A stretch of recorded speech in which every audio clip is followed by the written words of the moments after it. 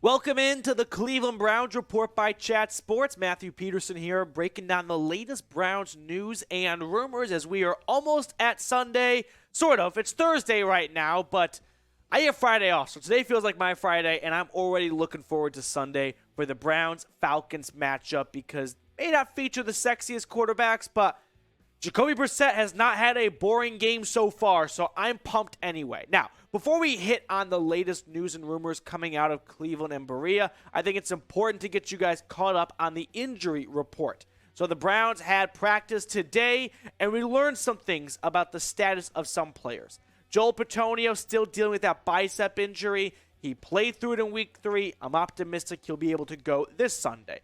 Joe Haeg, the offensive lineman with a concussion.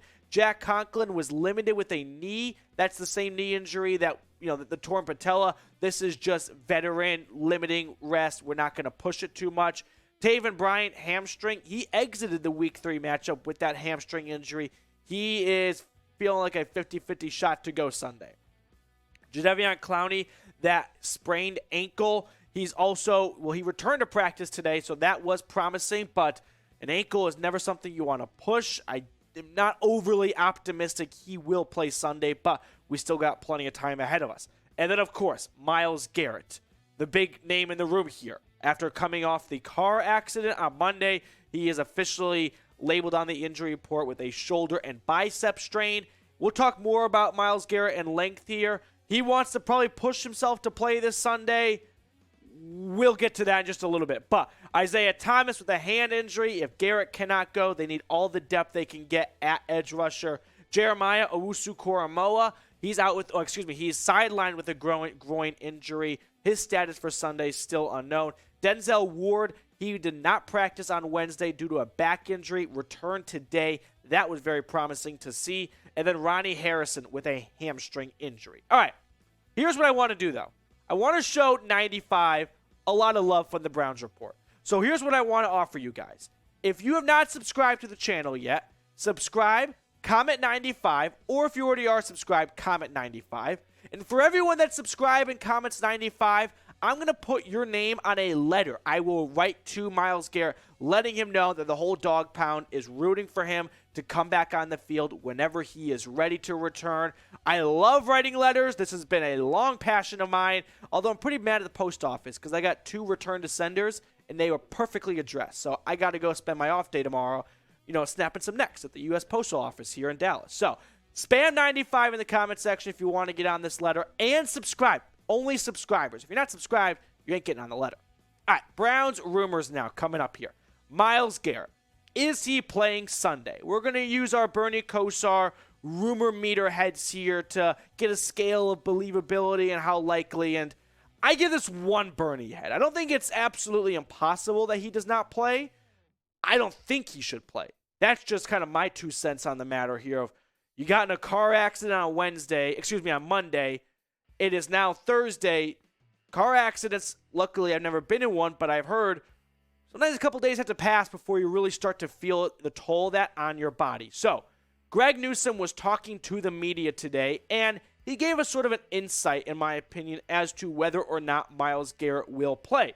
Now, Garrett came to the Berea facilities today for the first time since the car accident, and while the Browns have not said whether or not Garrett will play, the tone in the interviews and sort of just the buzz and feel coming out of practice is that Garrett is unlikely to play. I would be surprised if he did. Now, I don't want to call it a guarantee one way or another. I am sure Myles Garrett is going to wait till Sunday, see how he feels when he wakes up. If not, the Browns might get ahead of it and go, we're taking this decision out of your hands. We're not going to push this just for one Sunday in early October. We've got a lot of football left. Take the week off, Myles. Now, Mary Kay reporting that defensive coordinator Joe Woods said it's day-to-day for Garrett.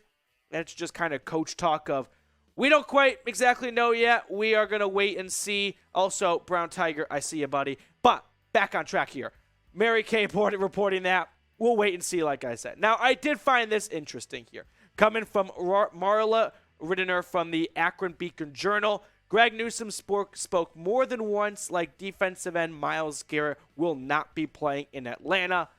I got the same sense too. Watching the interview, Newsome with the media, I did not get the impression that Myles Garrett would be playing. And honestly, don't rush him back. And I don't say that because they're playing the Falcons. This is still an NFL team. You're playing on the road. If you're able to play, you should play. But you're talking about a player who's your franchise star, and he's coming off a car accident less than a week. I don't care if they were playing the Bengals, the Steelers, or the Falcons. The opponent should not factor into whether or not you want to rush Myles Garrett back, okay? I think that is a bit premature, and I think it's a bit naive and a little bit of quarterback coaching of, oh, it's the Falcons, give him the week off. No, don't do it because it's the Falcons. Do it because he just had a car accident, guys. Come on now. Now, in case you're wondering, here is the Browns' upcoming schedule. After the Falcons, they've got the Chargers at home, they got the Patriots, then they go to Baltimore, and then they host the Cincinnati Bengals. So if Garrett's not ready by this Sunday, hopefully it's the Chargers game the following week. Whenever it is, he's got my full support. I'm not going to question the guy. From seeing what the car looked like and only seeing him suffer what appear to be pretty minor injuries compared to where they could have been, the guy is built different. Now, there is still a game to be played no matter what this Sunday, and the Browns are thin at defensive end. Looking unlikely that Clowney and Garrett play. It feels like if they're going to get one, maybe it's Clowney or Garrett, but I'm not optimistic both will be ready to go as Clowney with that ankle injury was sidelined last week. Winovich is on IR. You've got Alex Wright. Isaiah Thomas is currently dealing with a hand injury. So then you go to Isaac Rochelle. They added a familiar face in Curtis Weaver to the practice squad. They might elevate him come Sunday. So the Browns pass rush, they're going to need some help in other places to try and get after Marcus Mariota. They might need some coverage sacks. This might be a big game, big day for Denzel Ward and this secondary. Speaking of the secondary, Grant Delpit is the next segment on the show. Should the Browns bench Grant Delpit? I give this two Bernie heads. I'm not going to be polarizing one way or another just quite yet. I'm getting closer to that point where if Delpit continues to be lost in coverage and give up huge plays, I'm going to be all the way to, yep, let's see what D'Anthony Bell can do. Let's see what Richard LeCounte can do. Now, Bleacher Report picked one starter on each team that should be benched. And not much of a surprise, they went with Delpit for the Browns. Now, he has struggled in pass coverage this season. His athletic ability makes him a menace in the run game. As a free safety, dropping into the box, his ability to just go from 7 yards off the line of scrimmage to in the backfield in a flash is irreplaceable. But you know what? You can't give up 66-yard touchdowns to Corey Davis. Can't give up 75-yard touchdowns to Robbie Anderson. The communication, the coverage needs to be fixed. And if it can't be fixed, you need to get someone on the field that can do that job. Current safety room, if it's not going to be Delpit, Ronnie Harrison, D'Anthony Bell, Richard LeCounte, who has been a healthy scratch inactive player the last few weeks, those are viable options. I want Delpit to succeed. That is the message that I want to get across right now. But at the end of the day, this is the NFL. If you can't do your job, they're going to find someone who can. And so if Delpit cannot tighten things up on the back end, I don't care what he can do in the run game. Giving up long touchdown passes does not outweigh one tackle for loss he has per game here. Now, PFF, the nerds over there have been, I think, pretty spot on, honestly, with their grades on Delpit. Overall grade, 45.7. His ranking slightly improved from week 2 into week 3, mostly because they didn't give up a huge long touchdown at the end of the game. Pass coverage, we know, has been an issue. Run coverage, run defense is awesome. At the end of the day, though, what is the primary job of a safety? It's kind of in the name. You are the safety valve, right? No one can get behind you. You are the last line of defense. If you want to be good at stopping the run, that's extra gravy. But if you cannot do the most important part of your job, which is keeping wide receivers in front of you, they're going to find someone who can do that. Because I am one more blown coverage away from saying, D'Anthony Bell looked pretty awesome in the preseason. Let's see what the UDFA can do. Ronnie Harrison, he's a vet. He started last season for this team. Let's maybe go back to that well. Who's the more athletic guy? Grant Delpit. That's why they made the change this offseason. Because of what he's able to do in run stopping, Ronnie Harrison cannot do. But Ronnie Harrison didn't let up 75-yard and 64-yard, 66-yard touchdowns in back-to-back games, pretty much. Not putting it all on Delpit, but at the end of the day, a lot of blame is going to go around, and Delpit needs to be better. So let me ask this. Should the Browns bench Grant Delpit? Y for yes or N for no? I'll let you guys be the coach here. Let me know in the comments section below.